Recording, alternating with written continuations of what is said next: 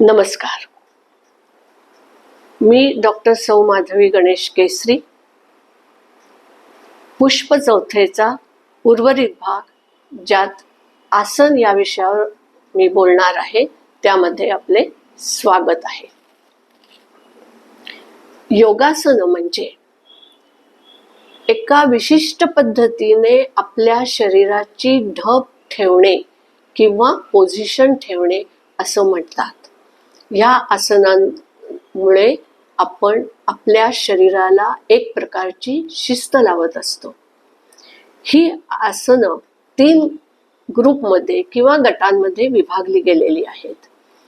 पहिला गट आहे की जो ध्यान आणि धारणा करण्यासाठी उपयुक्त आहे. त्याचं उदाहरण आहे पद्मासन. दुसरा गट आहे की जो रिलॅक्सेशनसाठी वापरण्यात येतो. त्याचं उदाहरण आहे शवासन. तिसरा गट आहे, त्याला करेक्टिव्ह पोस्चर्स किंवा सुधारात्मक पोस्चर्स असं म्हणतात, आणि ह्याची उदाहरणं अनेक आहेत. हलासन आहे, धनुरासन आहे, अशी असंख्य उदाहरणं देता येतील. ह्या गटामुळे आपण आपल्या शरीराला एक विशिष्ट वळण लावत असतो, विशिष्ट ठेवण ठेवायची प्रॅक्टिस करत असतो, की जेणेकरून आपल्याला व्यवस्थित काम करता येईल. ही आसनं केल्यामुळे आपले स्नायू आणि सगळे सांधे ह्यांचं काम अतिशय उत्तम होतं. स्नायू लवचिक होतात, स्नायूंचं रक्ताभिसरण वाढतं, त्यांची कार्यक्षमता वाढते व ते योग्य पद्धतीने आपलं काम करू शकतात. आपण जेव्हा आसनं करतो त्यावेळेला आपण आपल्या स्नायूंमध्ये असलेल्या काही रिसेप्टर्सवर काम करत असतो.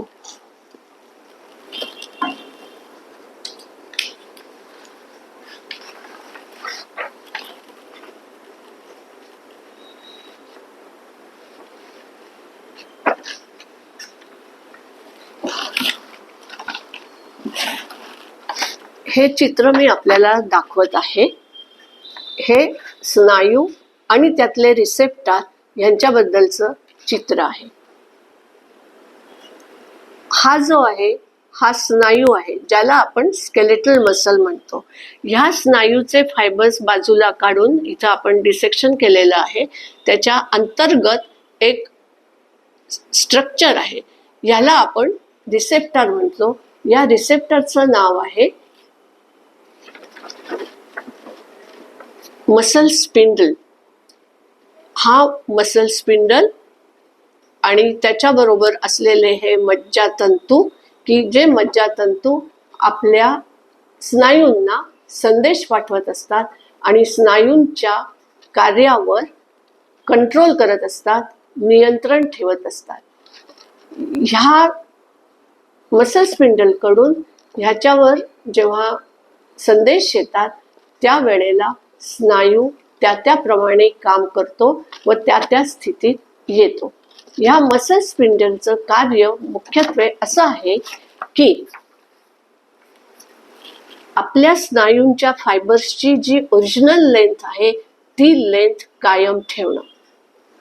ज्या वेळेला आपण स्ट्रेच करतो, म्हणजे आसनांची या पोझिशनमध्ये जातो, त्यावेळेला आपण या मसल स्पिंडलला स्टिम्युलेट करत असतो, म्हणजे कार्यान्वित करत असतो. या मसल स्पिंडलचं वैशिष्ट्य असं आहे की जसजसं मसलवर ताण पडेल तसतसं ते मसलकडे संदेश पाठवायला सुरुवात करतात. जर ताण वाढवला तर जास्त संदेश जातात, जर ताण कमी असेल तर कमी संदेश जातात. आणि तो संदेश असा असतो की स्नायूंनी आकुंचन पावणं गरजेचं आहे. स्ट्रेच झालेले म्हणजे ताण दिलेले स्नायू आकुंचन पावावेत आणि त्यांनी आपल्या पूर्वस्थितीत म्हणजे ओरिजिनल लेंथवर यावं. ज्या वेळेला तो ओरिजिनल लेंथवर स्नायू येतो त्यावेळेला मसल स्पिंडलकडून कुठलेही संदेश जात नाहीत, किंवा जे जातात ते अतिशय मिनिमम जातात. त्यामुळे स्नायू आपल्या स्थितीत राहतात. हे झालं आपण जेव्हा ऍक्टिव्ह करतो तेव्हा.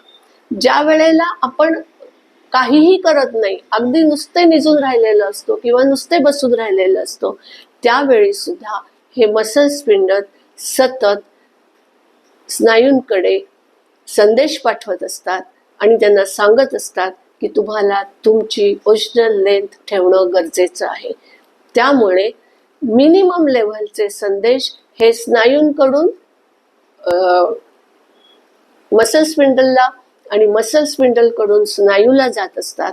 आणि ही जेव्हा स्नायूंची आणि मसल स्पिंडलची ऍक्टिव्हिटी चालू असते, जी अगदी कमीत कमी असते, त्याला बेसल लेव्हल असं म्हणतात.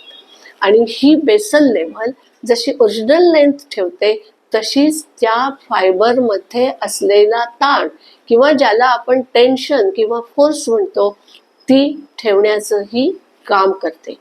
आता हा जो टेन्शनचा भाग आहे तो दुसरा रिसेप्टर सांभाळतो आणि हा रिसेप्टर आहे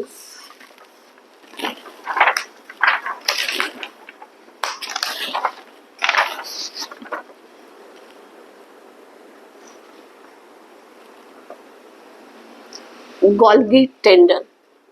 हा असतो टेंडन मध्ये म्हणजे मसल जिचं हाडाला चिकटवली जाते तो भाग. आणि हा जो दिसतो आहे हा आहे रिसेप्टर. तर ज्या ज्या वेळेला स्नायूंमधलं म्हणजे स्केलेटल मसल मधलं टेन्शन चेंज होतं, त्या वेळेला हा कार्यान्वित होतो. जर आपण हे टेन्शन खूप वाढवलं तर ह्या गॉल्गी टेंडनला जास्त स्टिम्युलस मिळतो आणि तो जास्त कार्यान्वित होतो. आणि त्यामुळे काय होतं की सडनली मसल कॉन्ट्रॅक्ट होते. मसल कॉन्ट्रॅक्ट झाल्यामुळे टेन्शन जातं आणि एकदम रिलॅक्स होतं. म्हणजे अचानक टेन्शनची वाढ आणि अचानक रिलॅक्सेशन असं होतं आणि त्यामुळे मसलला धोका होण्याचा संभव असतो. त्यामुळे एका विशिष्ट मर्यादेपर्यंत टेन्शन आलं की हा कार्यान्वित होतो आणि मसलला आपल्या पूर्ववत ऍक्टिव्हिटीवर आणायचा प्रयत्न करतो.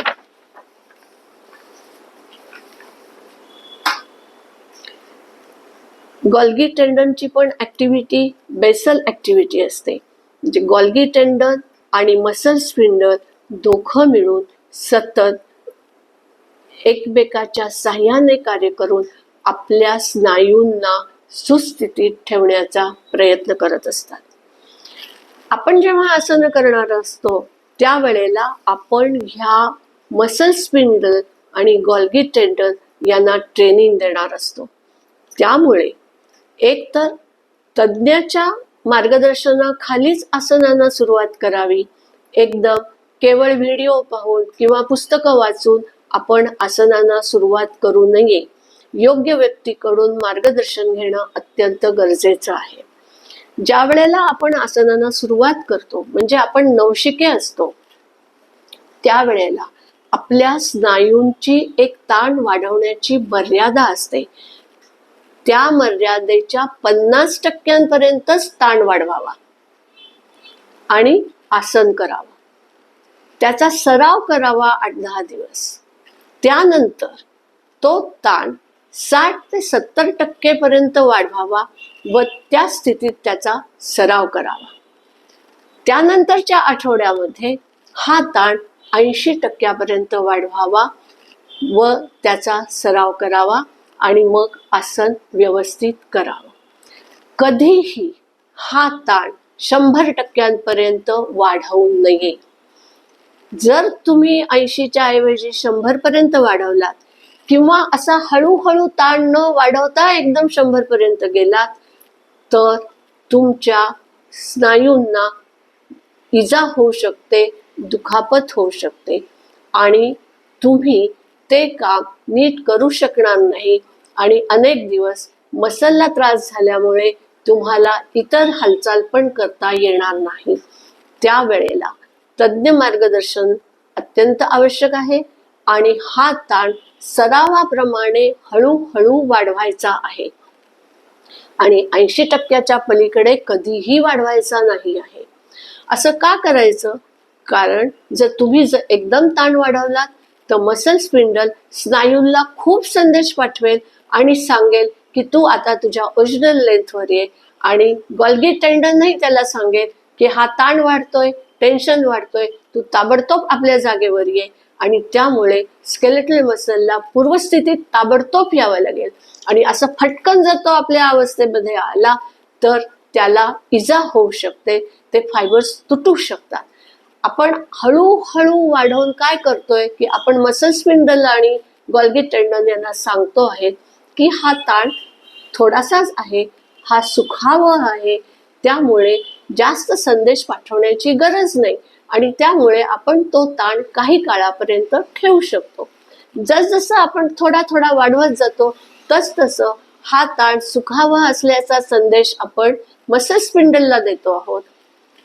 मसल स्पिंडल त्याप्रमाणे अतिशय कमी प्रमाणात संदेश स्नायूंना पाठवेल, आणि त्यामुळे स्नायूंची लेंथ जी आपण ताण देऊन ठेवणार आहोत ती त्या स्थितीत राहू शकेल, स्नायूंना कुठलीही इजा होणार नाही, आणि आपण आसन चांगल्या रीतीने करू शकतो.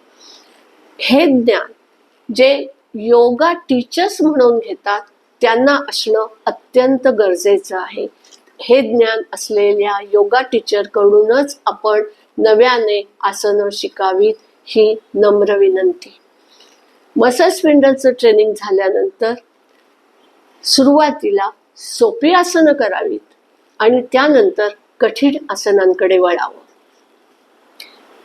ज्या वेळेला आपण आसनं करतो त्यावेळेला ती आसनं काही सेकंदांसाठी त्या स्थितीत ठेवण्याचा नंतर सराव करावा. आधी सोप्या आसनांचा सराव करावा आणि नंतर कठीण आसनं त्या स्थितीत ठेवण्याचा प्रयत्न करावा. एकदम कुठलंही आसन त्याच्या पूर्ण क्षमतेपर्यंत करण्याचा प्रयत्न करू नये. उदाहरणार्थ धनुरासन, शीर्षासन. अनेक जण आपल्या मुलांना काहीतरी करून आपलं नाव सर्वांसमोर यावं म्हणून विक्रम करण्याची फार हौस असते. त्यावेळेला ते माझा 5 वर्षाचं अपत्य शीर्षासन करू शकतो, माझं 3 वर्षाचं मूल धनुरासन करू शकतो, कमान करू शकतो असं सांगायला कमी करत नाहीत. माझी सर्व पालकांना कळकळीची विनंती आहे की असे प्रयोग करून लहान मुलांना अजिबात ही आसनं करायला सांगू नका. मुळातच आसनं 12 वर्षानंतरच करायला सुरुवात करावीत. 12 वर्षांपर्यंत आपल्या स्नायूंची योग्य डेव्हलपमेंट होते, स्नायू मॅच्युअर होतात, त्यांची कार्यक्षमता प्रस्थापित होते, मसल स्पिंडल आणि गॉल्गी टेंडन ह्यांचीही मॅच्युरिटी येते, आणि आपल्या ट्रेनिंगचा त्यांच्यावर परिणाम होऊन आपण आसनं करायला व्यवस्थितरित्या तयार होतो. तर आसनं 12 वर्षानंतरच शिकवावीत. 12 वर्षानंतरच हळूहळू इतर आसनांकडे वळावं. एकदम कधीही कठीण आसनांकडे वळू नये आणि कुठलेही प्रयोग करण्याच्या आधी होऊ नये. आसनं ही सावकाशच करायची असतात. आसनं ही कधीही वेगाने करायची नसतात. गॉल्गी टेंडन आणि मसल स्पिंडल ह्यांच्यासाठी स्पीड लिमिट, वेगाची मर्यादा म्हणजेच सावकाश करणे अत्यंत गरजेचं आहे. आता येथेच थांबते. पुढील भागामध्ये इतर गोष्टींबद्दल बोलते. नमस्कार. आपल्याला आवडलं असल्यास लाईक करा. आपले नातेवाईक, कुटुंबीय, सहकारी यांच्याबरोबर शेअर करा. सबस्क्राईब करा. बेल आयकॉनवर क्लिक करा. ऐकून घेतल्याबद्दल धन्यवाद.